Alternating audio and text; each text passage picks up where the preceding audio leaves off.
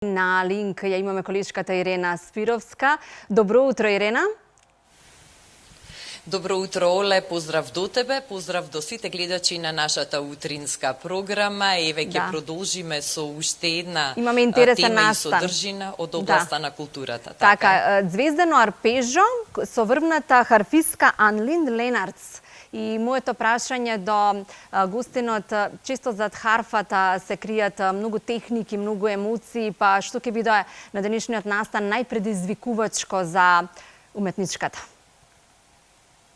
Да, секако ќе го принесам и тоа прашање, Оле, во продолжение низ разговорот со директорот на Македонската филхармонија, господинот Мустафа Имери, со кого што не само што ќе го најавиме вечерашниот концерт, што ти го спомена Звездено арпежо, туку ќе соопштиме и што се може публиката да очекува во оваа концертна сезона од календарската 2026 година. Пред се, добро утро, еве се уште се свежи впечатоците од минатонеделниот концерт, од минатиот четврток, кога премиерно се изведе вокално-музичкото дело Вооружен човек за прв пат кај нас, едно дело што предизвика бурни емоции кај присутната публика, но и кај самите изведувачи на истото. Може ли накратко, најпрво за Вооружен човек, па дури потоа ќе го најавиме вечерашниот концерт? Прво ја благодарам што сте утрово во Македонската филхармонија. Па да, уште не држат тие впечатоци од минатонеделниот концерт со Вооружен човек, кој што беше премиерно изведен во Македонската филхармонија. Спектакуларен настан, каде што имаше бројна публика која што не ги скри своите емоции, каде што имаше и понекоја солза со видео запис во позадина. И маестро Сашо Татарчев со неговиот хор Проарс и со оркестрот на Македонската филхармонија дадовме еден спектакуларен концерт минатата недела. Сега веќе се е насочено кон вечерашниот настан, вечерашното Звездено арпежо, на кое што ќе имаме привилегија да уживаме во настапот на една од водечките светски харфистки и водечка харфистка во Белгија во секој случај, член на Виенската филхармонија. Да ни кажете нешто повеќе за оваа соработка и за концерт. Па реално да ви кажам, ние имаме многу захтевни концерти до завршување на сезоната во јуни. Вечерашниот концерт исто така со многува програма. Диригентот маестро Конрад Ван Алфен од Холандија, со, како што спомнавте, харфистката Анлин Ленардс од Белгија, која што е дел од Виенската филхармонија и водач на таму, ќе ни дадат убав концерт за харфа и исто така ќе се изведе и Петата симфонија од Бетовен во Цемол. Да, програмата на вистина е внимателно одбрана и ќе понуди уживање за публиката. Колешката Оливера од студиото искоментира дека позади харфата како инструмент секогаш се кријат неверојатни приказни и постави прашање што мислите дека ќе биде најголем предизвик за неа како уметница вечерва? Па реално они се многу скромни, иако се врвни уметници се многу скромни. Ние филхармонија како има инструменти, две харфи кои што се реално не во многу добра состојба, но ние се изнајмевме инструментот харфа, нов инструмент од Македонската опера и балет, и така да предизвикот и за нејзе е одличен. Многу е задоволна од сето тоа, од оркестарот, од самата наша куќа, како ја примивме и верувам дека и вечерва одлично ќе се представи. Освен Петата Бетовенова симфонија, секако вечерва ќе бидат изведени и други дела, а меѓу нив публиката ќе слушне и дело од наш домашен автор. Точно, да. Таму ќе имаме, значи, горе-долу 3 слики од книга на промени, Ветер над земјата наблюдување, Планина под небото повлекување и Оган во езерото од композиторот Николов. Тоа е она што вечерва ќе може публиката да слушне со почеток во 20 часот во Македонската филхармонија. Како што започна оваа календарска година, вие веќе започнавте со реализација на однапред предвидената програма, која што на вистина е многу амбициозна за оваа година и најавувате бројни концерти, бројни соработки, но и патувања надвор од земјата на Македонската филхармонија. Јас можам да спомнам неколку што се реално по обемни и кои се ќе бидат и возбудување и за публиката. Првото е сега на 12 февруар, значи за денот на влюбените. Имаме концерт со француски шансони, кој што ќе биде со многу убава програма, што не треба да се пропушти како концерт. Реално имаме великденскиот концерт, потоа во април месец е планирано гостување на Македонската филхармонија во Германија.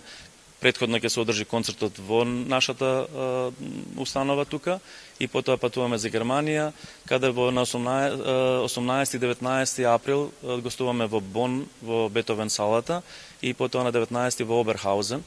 Тоа е и меѓународно 5-годишно меѓународна врска со Западна Германија и Република Северна Македонија, каде што после тоа веќе го најавивме, но на 20 јуни го затвараме програмата со Кармина Бурана во градскиот парк на под отворено небо.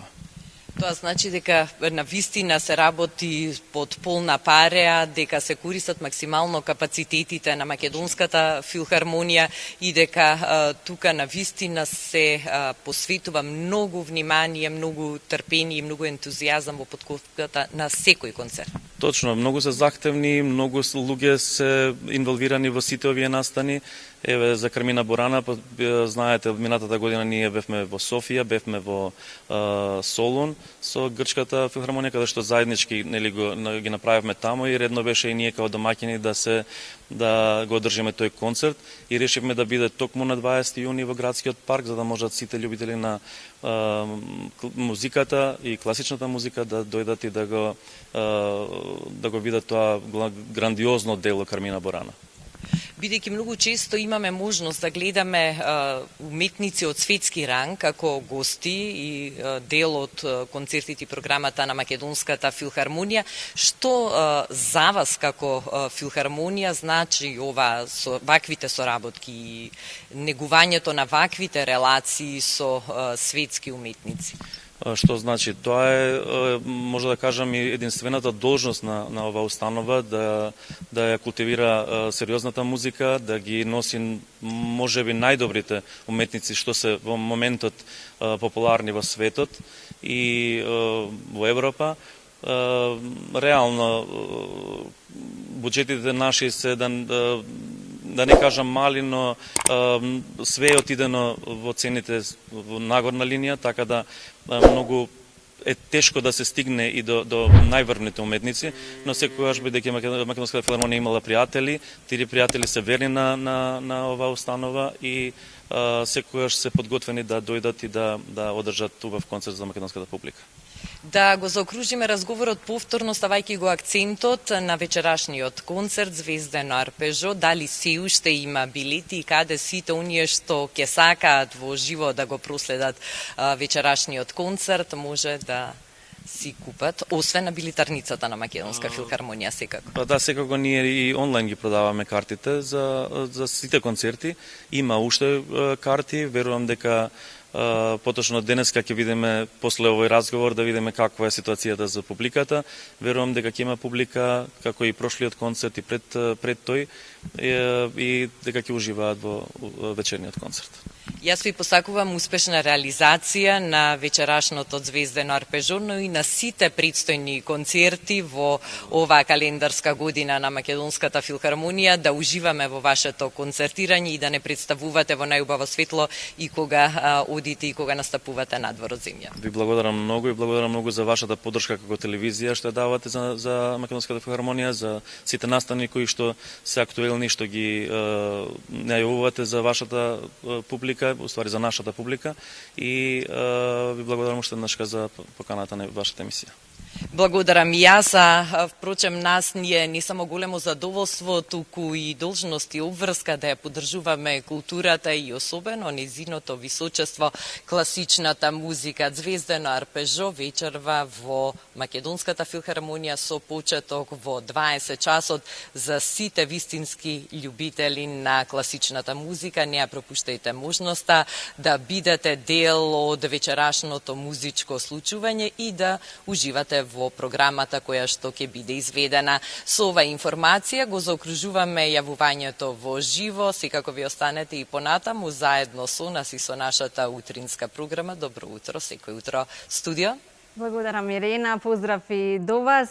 Верувам дека сите што ќе бидат денес на овој настан, овој културен, би рекла, хепенинг, случувања, ќе бидат навистина задоволни. Често да се слушнат вакви врвни уметници.